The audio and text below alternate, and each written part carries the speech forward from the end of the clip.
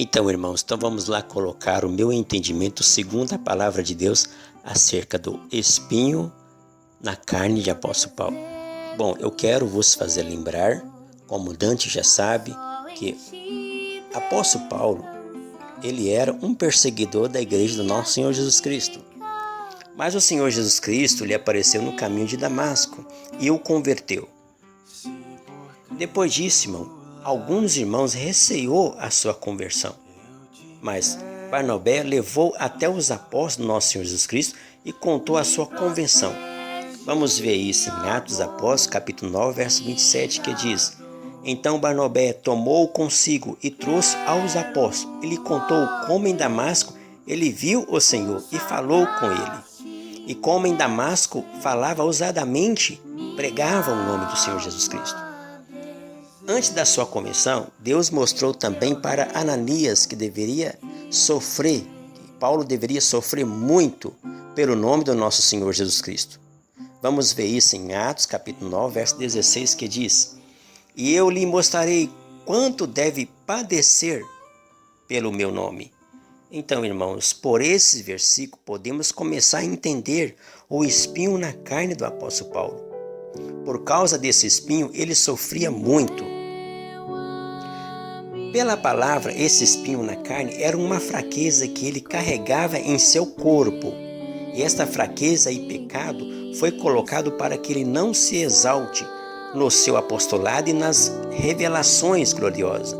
Como nós vemos em 2 Coríntios, capítulo 17, capítulo 12, verso 7, que diz: E para que me não exaltasse pela excelência das revelações, foi-me dado um espinho na carne, a saber, um mensageiro de Satanás para me bofetear, a fim de me não exaltar.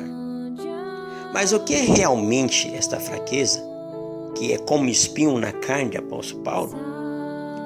Bom, irmãos, era o peso da sua consciência e remorso pelos maus que tinha feito à igreja do nosso Senhor Jesus Cristo, porque ele era blasfêmio do caminho, perseguidor e oprimia a igreja do nosso Senhor Jesus Cristo. Vamos ver isso em 1 Timóteo, capítulo 1, verso 13, que diz: A mim que era Dante, fui blasfêmio, perseguidor e opressor, mas alcancei misericórdia, porque o fiz ignorantemente na incredulidade. E também perseguia, até matava os servos e servas do nosso Senhor Jesus Cristo. Vamos ver isso em Atos, capítulo 22, verso 4, que diz: E perseguia esse caminho até a morte, prendendo e metendo em prisões tanto varões como mulheres. Esse pecado e fraqueza era conhecido pelo povo naquele tempo. Pelos irmãos era conhecido essa fraqueza e esse espinho na carne do apóstolo Paulo. Vamos ver em Gálatas capítulo 1, verso 23, que diz: Mas somente tinha ouvido dizer, aquele que já nos perseguia, anuncia agora a fé que antes destruía. Irmãos, isso para o apóstolo Paulo era uma fraqueza na sua carne.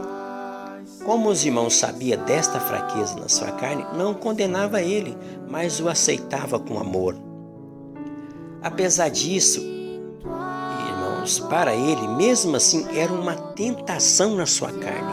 Vamos ver em Gálatas capítulo 4, verso 13, que diz: E vós sabeis que primeiro vos anunciei o evangelho, estando em fraqueza na carne, e não rejeitaste, nem desprezaste, isto que era uma tentação na carne, antes me recebeste como anjo de Deus e como Jesus Cristo mesmo.